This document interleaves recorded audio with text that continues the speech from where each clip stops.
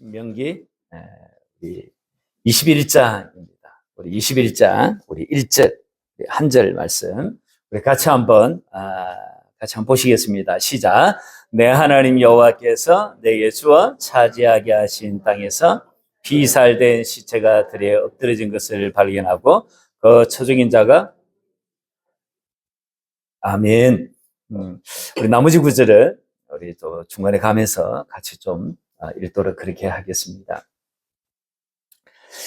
오늘 이 신명기 21장은요, 제가 한 장씩 이렇게 해나가지 않습니까? 한 장씩 쭉 해나가고 있는데,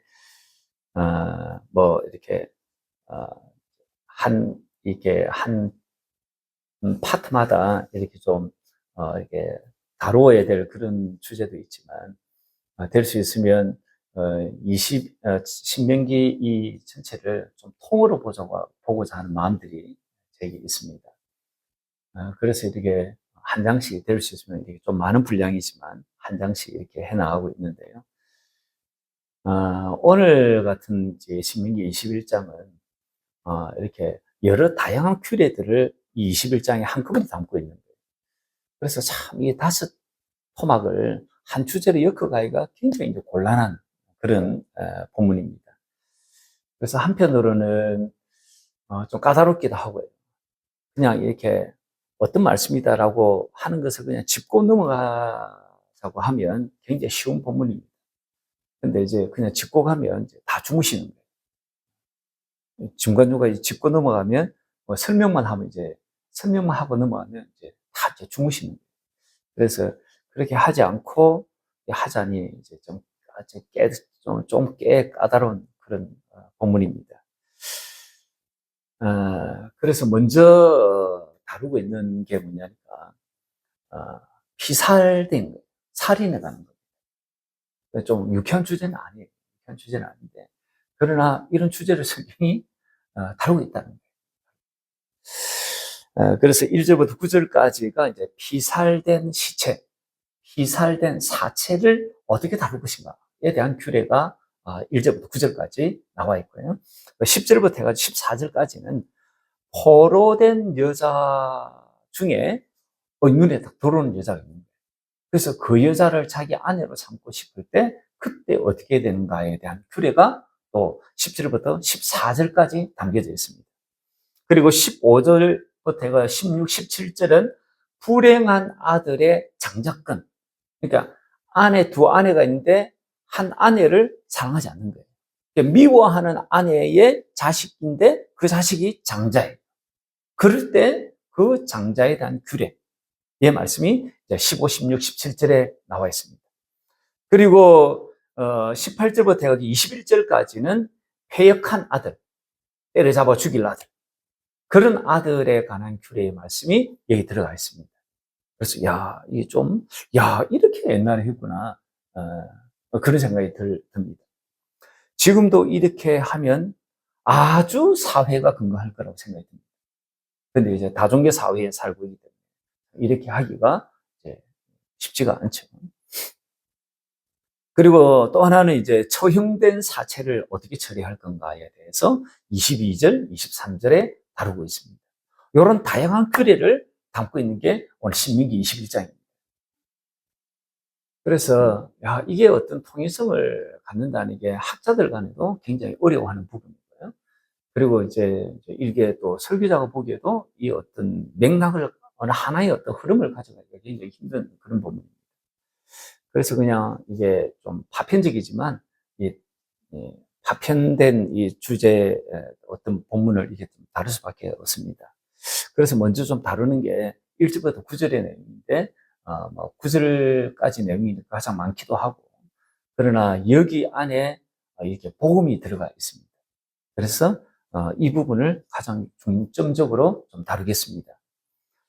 1절을 한번 보시면 우리가 읽었던 것처럼 이렇게 되어 있죠. 내 하나님 여호와께서 내게 주어 차지하게 하신 땅, 이 땅이 가나안 땅 아닙니까?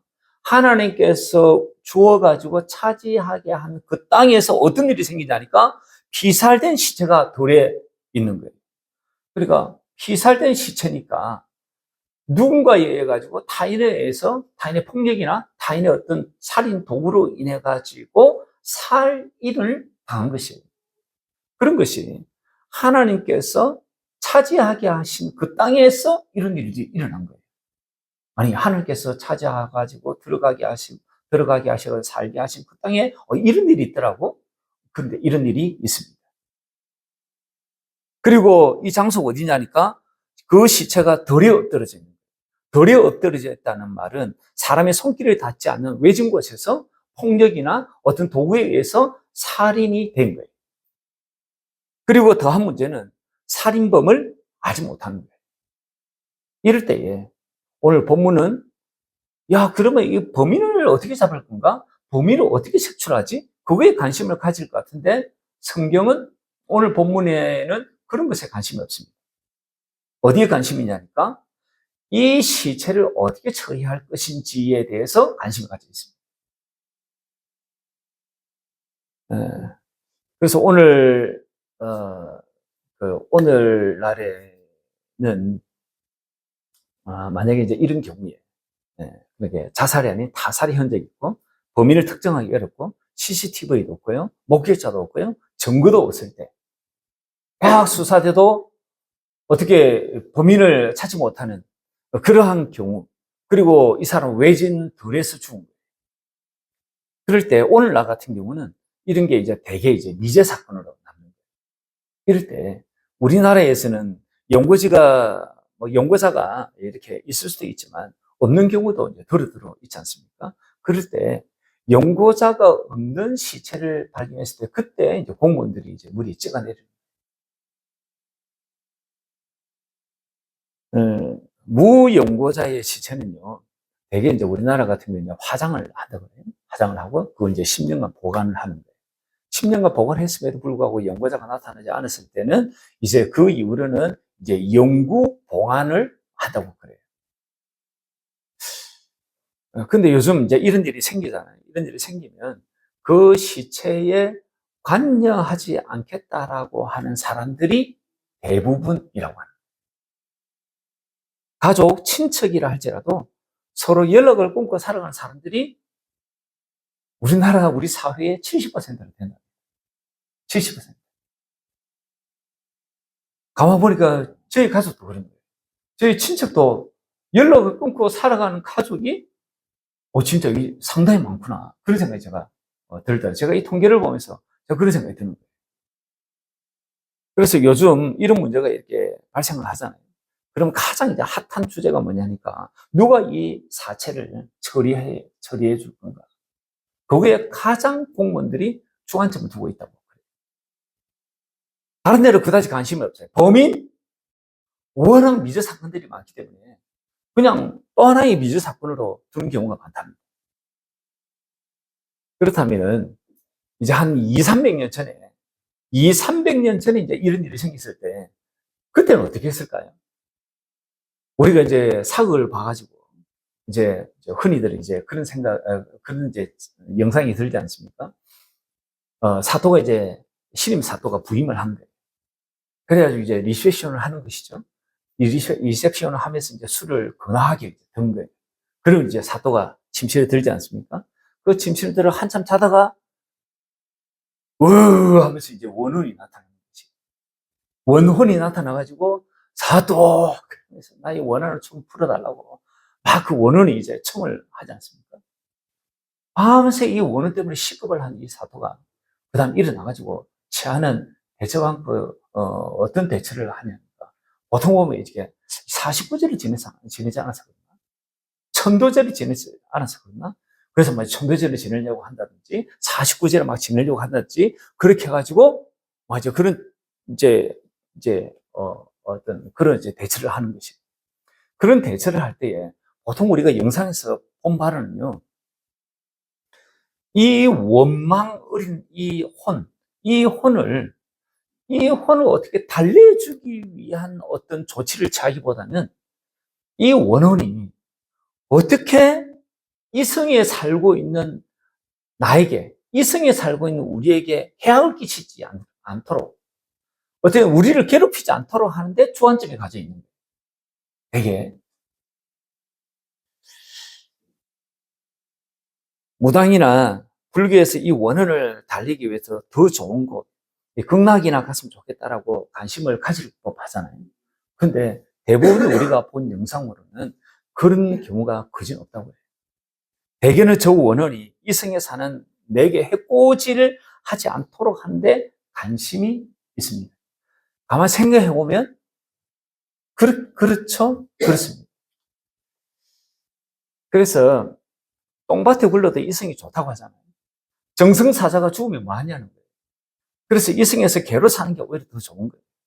그래서 이 땅에 오직 관심이 있지 저승, 원혼에 관심이 있는 게 아닌 거예요. 그러니까 요즘은 사체에 대한 행정적 처리에 관심이 있고, 옛날로 가면요, 그 원인이 우리에게 어떻게 해코지를 할까봐 그것에 관심이 있어요. 그렇다면 성경은 어디에 관심이 있을까요? 오늘 본문에 나와 있는 이 성경은 어디에 관심이 있을까요? 결론적으로 보시면요, 9절이에요.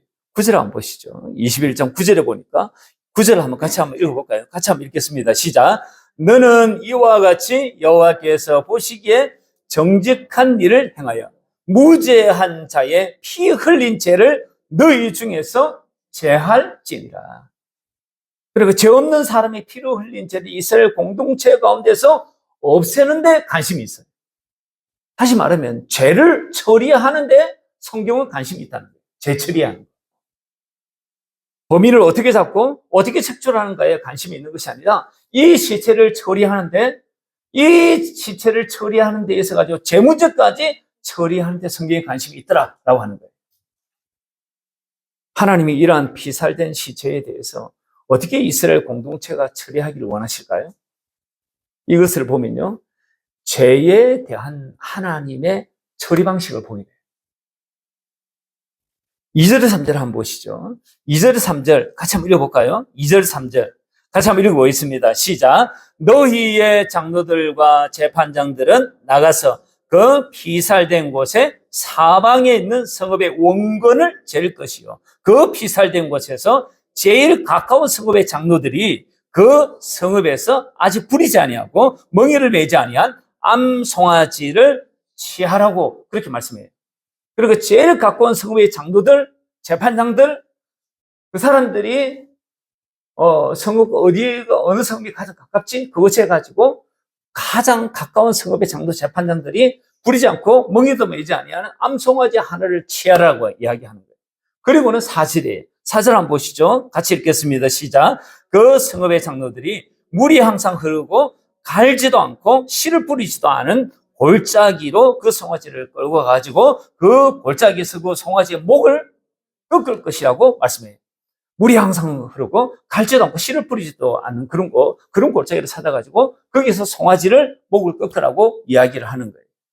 그러니까 살인자의 그 죄를 대속하는 의미로 목을 꺾는 것입니다. 그리고 6절 한번 보시죠. 6절에 보니까 5절 떼어놓고 6절에 한번 보시면 6절을 같이 한번 읽겠습니다. 시작. 그 피살된 곳에서 제일 가까운 성읍의 모든 장로들은 그 골짜기에서 목을 꺾은 암송아지 위에 손을 씻으라고 이야기하는 거예요. 결백을 주장하는 행위예요. 그리고 5절 한번 보시죠. 5절에 보니까 레위 자손 제사장들도 그리로 가가지고 그들 내 하나님 여호와께 택하사 자기를 섬기게 하시고 또 여호와의 이름을 축복하게 하신 자라. 모든 소송과 모든 투쟁이 그들의 말대로 판결될 것이냐. 그래서 이 제사장도 그게 참관을 할 수 있도록 한 거예요. 그래서 죄가 이렇게 속해지는 것을 보면서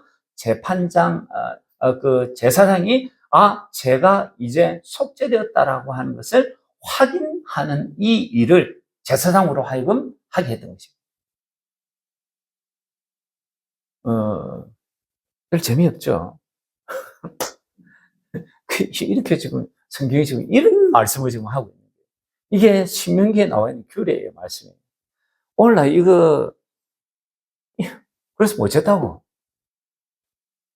이런 말씀 읽을 때마다 그래서 어쨌다고요. 그래서 지금 지금도 뭐 이래라고 하는 건가요?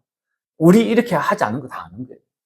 실제로 하지 않으니까 교회가 근데 신명기에 나와 있으니까 한번 이렇게 우리가 다 한번 더 보는 거예요. 보면서 이렇게 왜 행하라고 하지? 하나님의 의도가 뭐지? 이제 이런데 우리가 관심을 갖고 이제 이런 말씀을 보는 거예요. 그래서 이런 말씀을 보면 이렇게 마음에 착착 이렇게 다가오는 그런 말씀들은 아니에요. 그런데 성경이 쓰여져 있으니 21장을 보자 하니 우리가 보는 것이 제사장들 참관하게 합니다. 그리고는 참관하게 하면서 장로들 이렇게 이제 이야기하라고 이렇게 고백하라고 이야기하는 거예요. 그게 7절 8절입니다. 뭐라고 이야기하면서 이 장례 절차를 치르느냐 하니까 7절 8절 한번 읽어보시죠. 같이 읽겠습니다. 시작. 말하기를 우리의 손이 흘리지 아니하였고 8절 여호와여 주께서 속량하신 주의 백성 이스라엘을 사하시고 부정한 피를 주의 백성 이스라엘 중에서 두지 마옵소서. 이거 지금 장로들이 암송아지 위에 손을 씻으면서 이런 고백을 기도를 지금 하는 것이에요. 그렇게 하면 그 피 흘린 죄가 사함을 받을 것이다. 이렇게 지금 말씀을 하시는 거예요.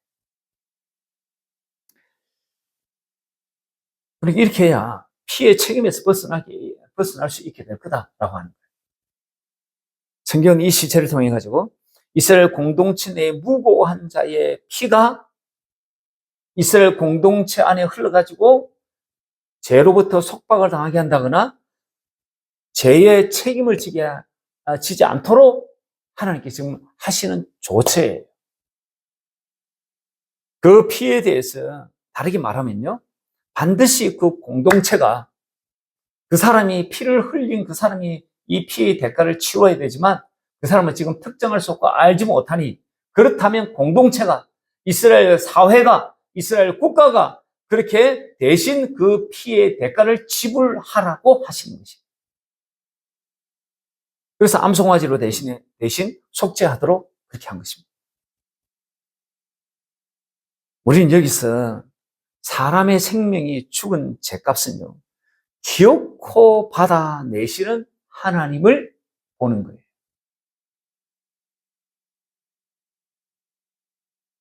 그러면 시체 처리에 관심이 없으시냐? 아니요, 관심이 있으세요, 하나님께서. 22, 23절이 그 내용이에요.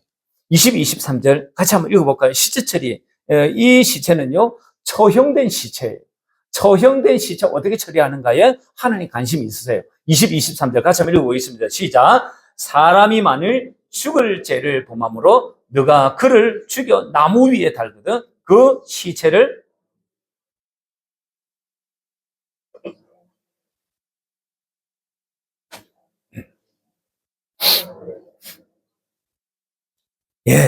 이렇게 지금 처리를 하라고 지금 주님이 말씀하시는 거예요.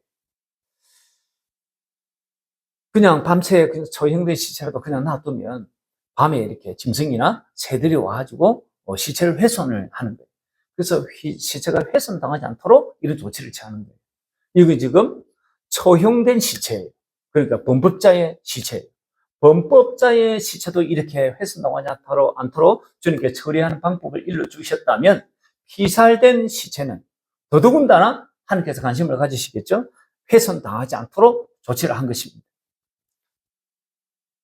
근데 이제 우리의 관심은 사람의 생명이 죽은 죄값은 기어코 받아내시는 그 하나님 앞에 우리 관심이 있습니다. 그래서 이것을 보면 우리가 두 가지를 알게 돼요. 하나는 사람의 생명이 굉장히 소중하구나. 사람의 생명. 우리는 이것을 인권이라고 이야기를 합니다. 그래서 인권에 대한 메시지가 여기 있어요. 모든 사람이 태어나면서 말입니다. 가지게 되는 기본적인 권리가 인권 아닙니까?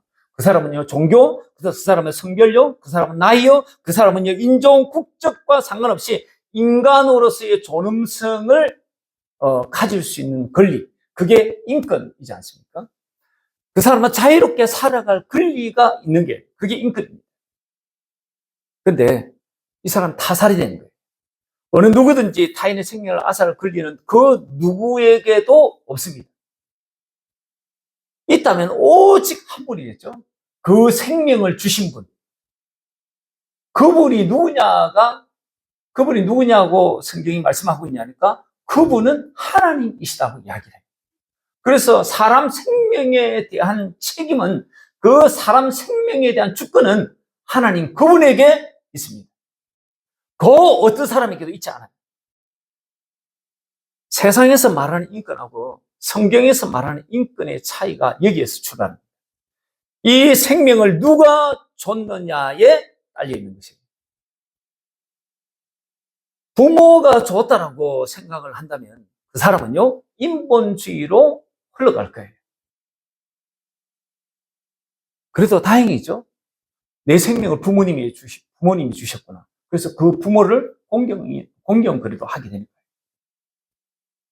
근데 어떤 사람들의 사고, 사상에는 어떤 생각을 갖고 있냐니까 이 인간이라고 하는 것은 하나의 물질 덩어리다. 그래서 물질 덩어리로 보는 거예요. 그게 누구냐니까 사회주의 공산주의자들, 유물론자들. 그 사람은 생명 존중을 하지 않습니다. 그런데 이런 사람들이 소위 인권을 또 외치네? 이런 사람들이 또 인권을 외쳐요. 대부분 이 사람들이 외치는 인권이 뭐냐니까 동성애 혹은 젠더 이데올로기 그런 것을 외치는 것입니다. 그러니까 상당히 희한한 사람들이에요. 그게 대부분의 좌파 진영이 있는 사람. 또 하나는요, 부모를 넘어가지고 하나님의 생명이 근원이시고 이 생명을 주셨다라고 아는 거예요. 하나님께서 생명을 주셨고 이 생명을 사람 부모님을 통해 가지고 우리에게 생명을 주셨다. 이렇게 아는 것이 성경적인 사고입니다. 그래서 하나님도 공경하게 되고 하나님을 공경하는 사람은요, 반드시 부모를 공경하게 되어 있습니다. 부모를 공경하는. 성경은 창세기 9장 6절에서 이렇게 말씀을 하고 있습니다. 한번 보시죠. 같이 한번 읽어보겠습니다. 시작. 다른 사람의 피를 흘리면 그 사람의 피도 흘릴 것이니 이는 하나님이 자기 형상대로 사람을 지으셨습니다. 하나님이요, 사람 생명의 출발이에요. 시작점이에요. 그 생명의 값은요, 반드시 치르게 하시겠다라고 하는 것이 성경이고 하나님이십니다. 요즘 사람 생명 귀하게 볼까요?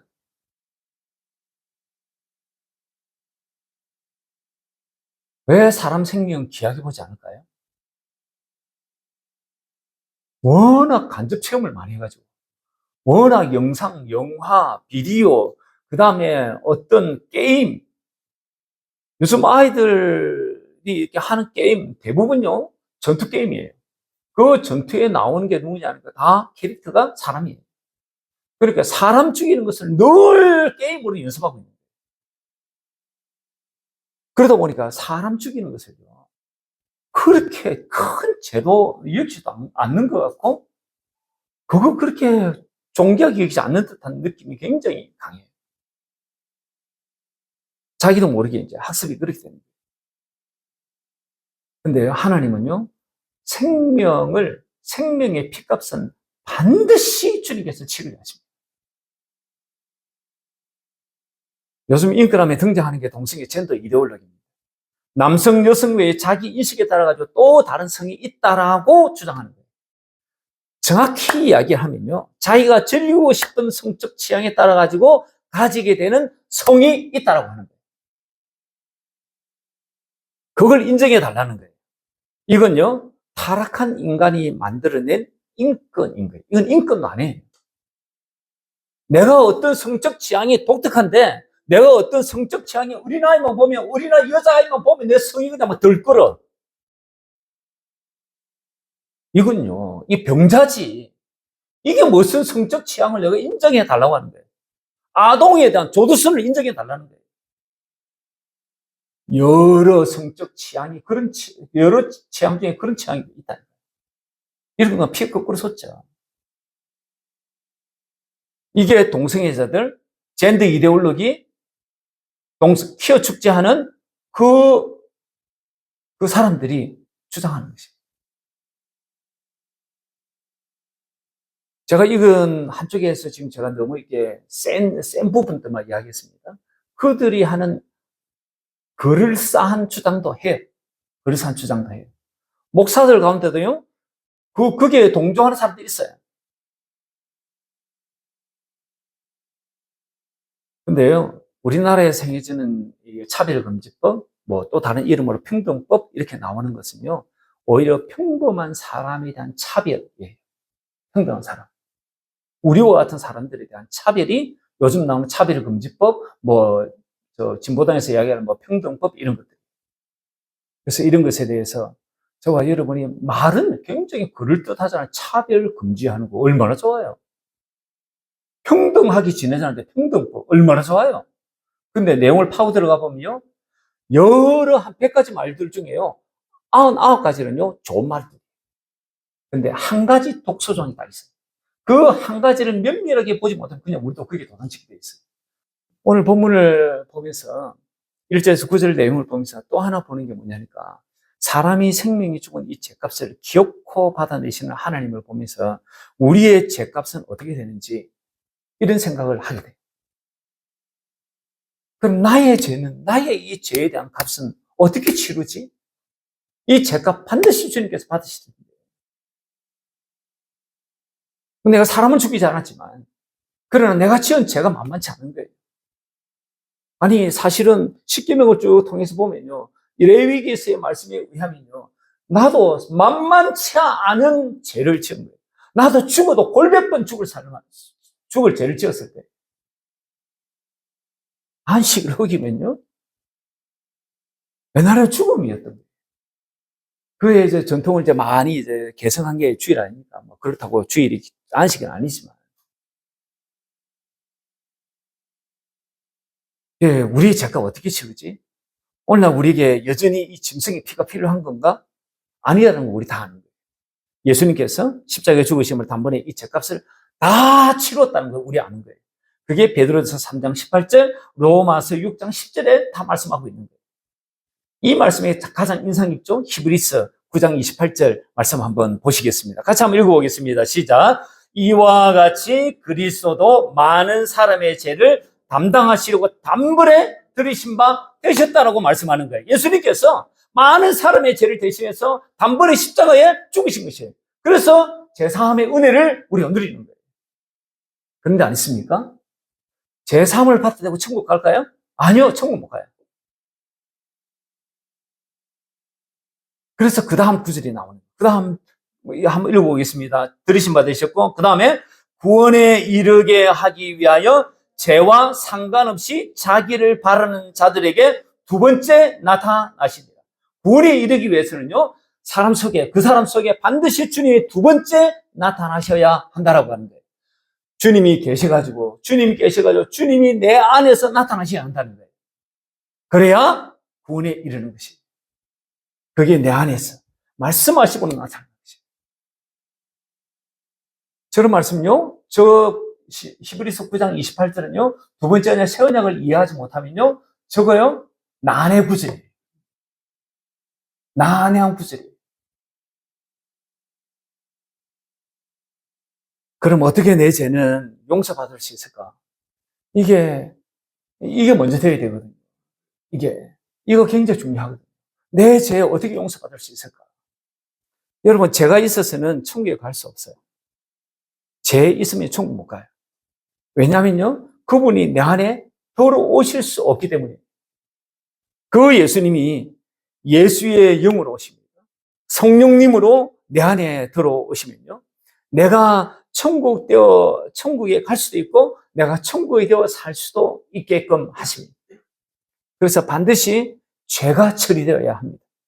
어떻게 죄를 처리할 수 있을까요? 조상들에게 하신 약속을 내게도 이루어 주신다는 것을 믿어야 합니다. 그게 복음이거든요. 그러니까 하나님의 복음은 하나님이 전하신 복음이에요. 그 복음은 아브라함에게 전하신 복음이에요. 그 아브라함에게 전하신 복음이 뭐냐니까 그 복음이 이삭에게, 그 복음이 야곱에게, 그 복음이 이스라엘 백성들에게, 그 복음이 계속해서 믿음의 사람들에게 전해진 거예요. 그 약속을 믿는 사람이 구원에 이르게 된 거예요. 그러니까 그 약속을 믿어야 합니다. 그게 복음이거든요. 그걸 믿어야 합니다. 그 약속을 이루어 주시기 위해서 예수님이 오신 것이에요. 그 예수님이 새 언약의 중보자로 오신 것을 믿어야 합니다. 그 언약을 이루어 주시기 위해서 주님이 오셨다고 하는 것을 믿어야 합니다. 그리고 그 예수님께서 오셔가지고 십자가에 죽으심으로 모든 인류의 죄를 대신해가지고 죽으셨다는 것도 믿으셔야 합니다. 다 믿음이에요, 믿음. 지금 여러분이 믿는 것을 지금 제가 이렇게 하나씩 토막이 잘라가지고 제가 이야기하는 거예요. 다른 말씀 하는 게 아니에요.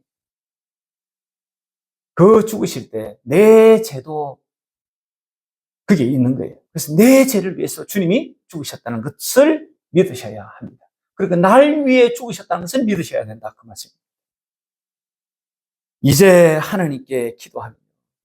이것을 믿는 사람이 기도합니다. 성령님께서 나를 이끌고 십자가에 달리신 예수님을 보게끔 하시는 거예요. 그게 고린도전서 2장 10절의 말씀입니다. 그리고는요, 십자가에 달리신 그 예수님을 보면서 깨닫게 돼요.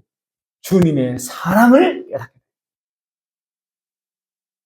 그 주님의 사랑을 깨달으면서 내 죄를 위해 주님이 십자가를 저렇게 지셨구나. 저렇게 주님이 죽으셨구나. 그것을 보면요, 그 사랑이 내게 깨달아지는 거예요. 그러면 그 사랑이요, 깨달아지면서 그 사랑이 내 안에 쑥하니 흘러 들어옵니다.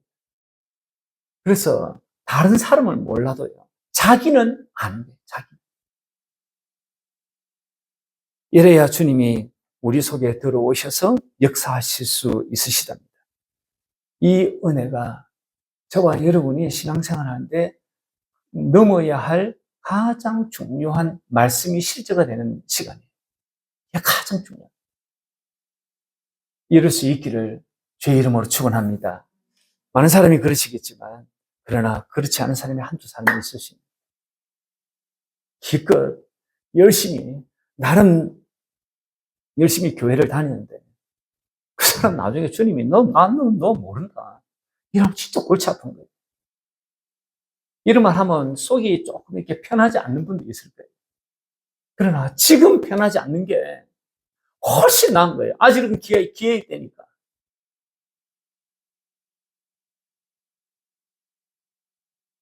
그리고 오늘 두 번째입니다. 두 번째, 첫 번째 단락에서 이제 가장 중요한 것을 다 다루었습니다. 두 번째부터는 제가 푸드푸드 넘어가도록 하겠습니다. 두 번째 보니까 두 번째 단락은 10절에서부터 14절까지 포로된 여자 중에 눈에 딱 들어오는 여자가 있는 거예요. 그래서 그 여자와 결혼할 때 그때에 관련된 규례입니다. 이건 인권과 관련되어 있습니다. 내용을 한번 보시면요. 10절, 11절 한번 보시죠. 10절, 11절. 10절, 11절에 한번 보니까 이렇게 되어 있죠. 같이 한번 읽어보겠습니다. 10절, 11절 시작. 너가 나가서 적군과 싸울 때에 내 하나님 여호와께서 그들을 내 손에 넘기심으로 너가 그들을 사로잡은 후에 너가 만일 그 포로 중에 아리따운 여자를 보고 그에게 연연하여 아내를 삼고자 하거든. 다 이해가 됐습니다. 당시는요, 포로된 여자는요, 그냥 물건 취급했습니다. 남자들의 쾌락의 도구로 사용되었습니다. 그래, 참 비참했죠. 근데 너희는 그렇게 하지 말라는 거예요. 너희는 이래라고 하는 거예요. 그게 12절입니다. 12절 한번 보시죠. 12절 보니 이렇게 되어 있죠. 그를 내 집으로 데려갈 것이고, 그는 그 머리를 밀고 손톱을 베라고 이야기를 하는 거예요. 머리 밀고 손톱 베라고 하는 것은요, 이방 문화, 종교와의 단절을 의미합니다. 내가 이스라엘 공동체 안에 들어오기 이전에 가졌던 종교 문화, 그거와의 단절을 의미하는 의미에서 머리 밀고 손톱 깎아라. 그리고 또 하나를 더 합니다. 13절에 보니까 옷도 갈아입으라고 말씀합니다. 옷. 이 옷은요, 신분의 변화를 이야기를 해요. 그 신분의 변화가 이제 너에게 있을 거다라고 하는 것을 의미하는 것입니다. 그리고는 그 남자의 집에 데리고 가가지고 살라고 이야기를 하십니다. 이건요, 새로운 출발, 과거와의 결별, 신분 정체성의 변화를 의미하는 거예요. 지금도요, 여자들이 분위기를 전환하고 새로운 출발을 의미할 때에 그런 걸 하고 싶어 할 때에 머리를 단장을 합니다. 머리를 새롭게 하는 거예요. 그리고 옷을 이제 새로 입는다든지 그런 일들을 하는 게 다 그런 어떤 과거의 어떤 모습들이 있었던 것이. 그리고 13절 중반쯤에 보시면 이렇게 돼 있죠. 13절 중반 초반에 이렇게 보면 그 부모를 위하여 한 달 동안 애곡한 후에 너가 그에게로 들어가서 그의 남편이 되고 그는 내 아내가 될 것이요. 이렇게 말씀합니다. 그 부모를 위해서 여자가 자기 부모를 위해서 한 달 동안 애곡을 하게 합니다. 그러니까 애도 기간을 준 거예요. 이 여성이 비록 포로지만요, 마음으로 준비할 시간을 준 것이에요. 이 여자의 부모가 전쟁 중에 죽었을 수도 있지 않겠습니까?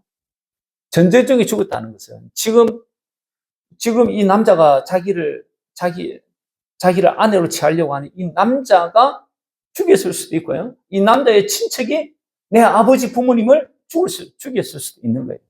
그래서 거기에 대한 애도 기간, 정서적으로 이렇게 정리할 수 있는 시간을 애도 기간으로 그렇게 준 것입니다.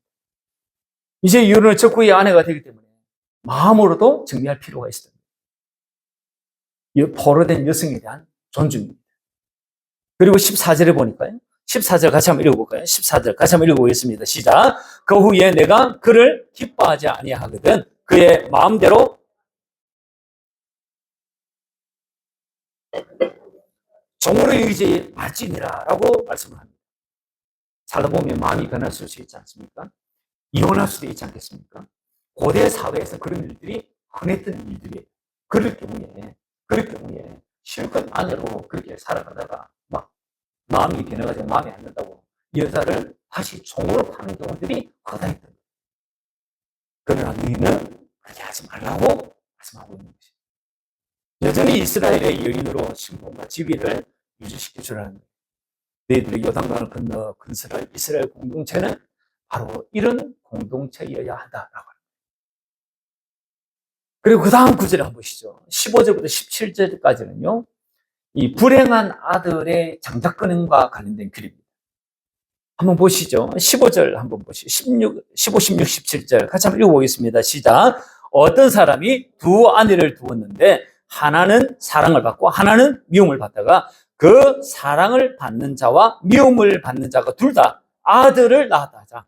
그 미움을 받는 자의 아들이 장자이면 자기의 소유를 그의 아들들에게 기업으로 나누는 날에 그 사랑을 받는 자의 아들을 장자로 삼아 참 장자 곧 미움을 받는 자의 아들보다 앞세우지 말고 반드시 그 미움을 받는 자의 아들을 장자로 인정하여 자기의 소유에서 그에게는 두 몫을 줄 것이니 그는 자기의 기력의 시작이라 장자의 권리가 그에게 있음이니라.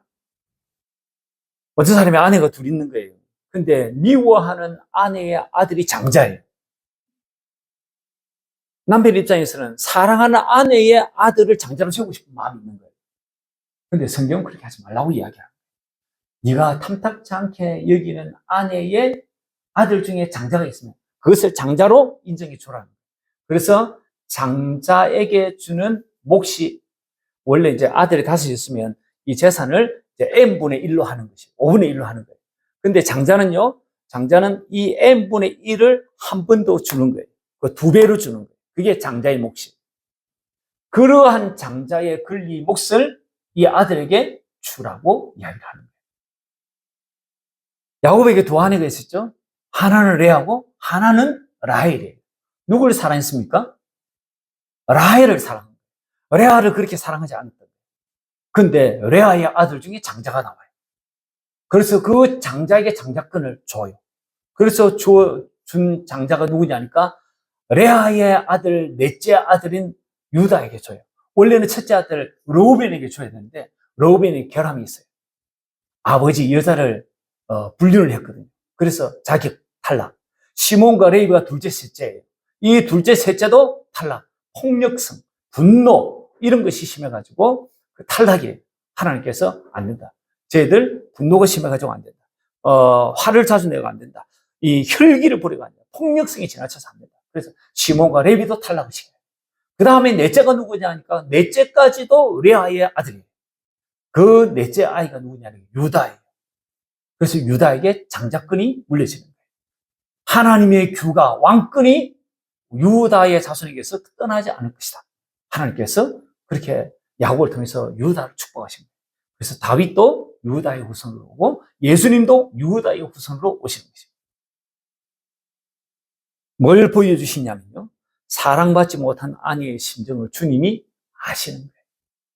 어레아의 마음을 아시는 거예요. 그 여인의 마음을 돌봐주시는 주님을 보는 것입니다. 장자권을 줌으로써 주님이 사랑받지 못한 아내의 마음을 충분히 돌아보시는 그 하나님을 보게 하십니다. 그리고 마지막 규례가 뭐냐니까 패역한 아들에 관한 규례입니다. 그게 18, 19, 20, 21절에 나오는 규례입니다.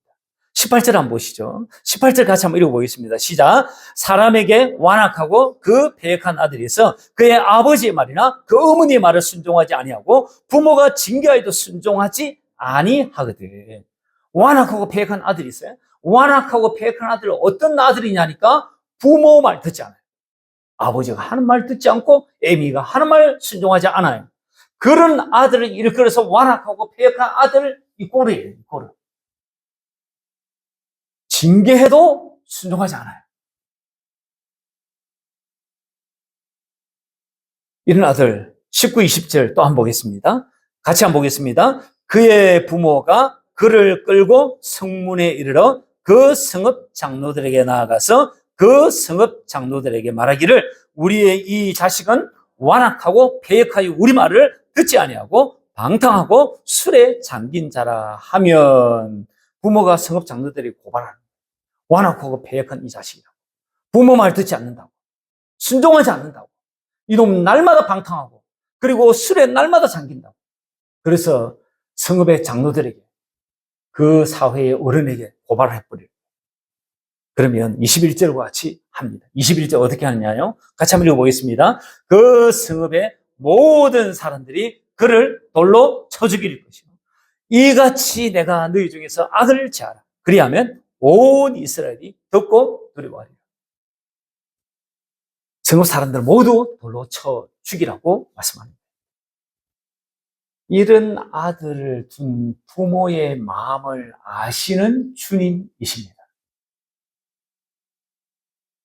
그래서 부모를 생각해서 죽이라. 죽는 아들 불쌍하겠죠? 불쌍해요. 근데 이런 아들을 둔 부모는요, 더 불행한 거죠.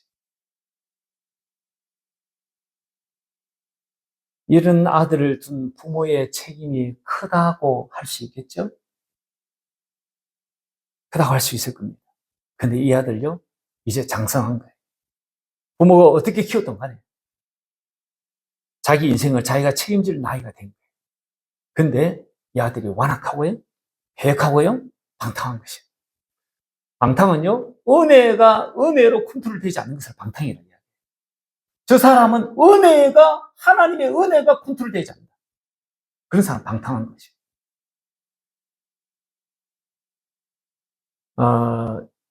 특히 이제 남자 아이들 않습니까? 지금 이제 우리 오늘도 무슨 아들만 다 나죠. 우리 교회는 딸이에요, 무슨. 그래서 남자 아이들 않습니까? 남자 아이들, 남자 아이들. 남자 아이들. 성민은 지금 해당이 안 됩니다. 이 아이들 아니습니까? 어릴 때 매 징계를 아끼지 말아야 합니다. 아멘. 아멘. 아멘. 아멘. 네, 진짜 아멘 해야 돼요. 이건요, 성경에서도 그렇게 이야기하고요, 심리학자들도 그렇게 이야기해요. 심리학자들. 오냐 하면요, 버릇이 아주 나빠집니다. 징계를 강하게 해야 합니다. 어느 정도 강하게 해야 되는지 한번 보시겠습니다. 13장 24절 같이 한번 읽어보겠습니다. 시작. 매를 아끼는 자는 그의 자식을 미워합니다. 자식을 사랑하는 자는 건실히 징계하느니라. 건실히 징계. 성실하게 징계해야 됩니다. 성실하게 매를 들어야 합니다. 성실하게. 어쩌다 한 번 드는 게 아니다. 성실하게. 23장 13절은 더 기가 막혀요. 같이 한번 읽어보겠습니다. 시작. 아이를 훈계하지 아니하려고 하지 말라. 채찍으로 그를 때릴지라도 그가 죽지 아니하리라. 너가 그를 채찍으로 때리면 그의 영혼을 소홀해서 구원하리라. 뭐 그렇다고 채찍으로 때리라는 것은 아니고요. 성경이 이제 강한 표현들을 간간히 이렇게 해요. 근데 그렇게 할지라도 죽지 않는다는 거예요. 그러니 아들을 징계하는 것에 대해서 주저하지 말아요. 자주 하십시오. 저도 이렇게 세 번째가 이제 아들입니다. 세 번째가 아들. 세 번째가 아들이다 보니까 이놈이 이제 어릴 때 딱 크는데 제가 가장 많이 이제 회초리를 든 애는 첫째입니다. 우리도 첫째에 대해서 욕심이 있잖아요. 좌우지간에 이 첫째 이놈을 아주 부모로서 서툰 부모가 좌우지간에 이놈을 어떻게 잘 키워보겠다고 회초리와 꾸중을 많이 해요. 그래서 이제 첫째가 우리 집도 많이 맞았는데 그러니까 이제 둘째는 그 다음으로 많이 맞았어요. 근데 셋째는요, 와, 진짜 이놈 귀여운 거예요, 진짜. 그냥, 이전집 사님도 그런 것 같아요. 이 첫째 세민이 보는 거하고, 둘째 효민이 보는 거하고, 셋째 혜민은요, 손댈 데가 없는 거예요, 진짜. 너무너무 다 이뻐가지고. 뭔 짓을 하도 예쁜 거예요. 그래서, 우리 지민이는 사실은 손을 많이 안 댔어요.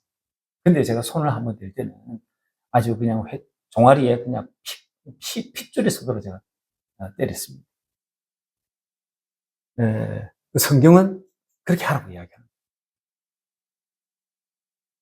근데 셋째, 낳으면 낳을수록 이놈이 너무 이쁜 거예요. 그래서 회초리를 들기가 너무너무 힘듭니다.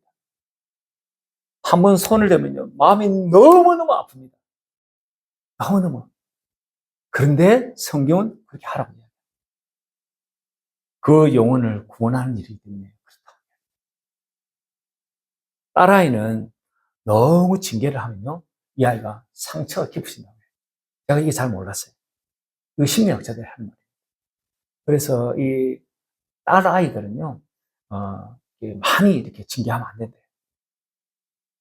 그래서 이 딸아이들은요, 경계선을 이렇게 바운다리를 잘 치주면 그게 중요하답니다. 그래서 경계선을 잘 그어주기 바랍니다. 오늘 말씀에서 뭘 느끼십니까? 시간이 많이 갔네요.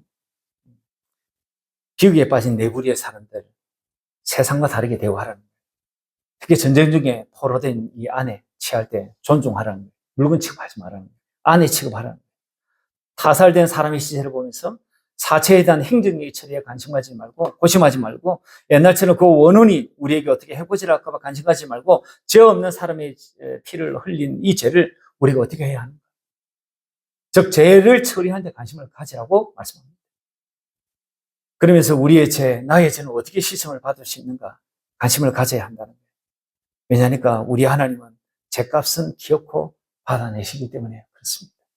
사람의 사랑과 은혜의 하나님은요, 그 길을 우리에게 주셨습니다.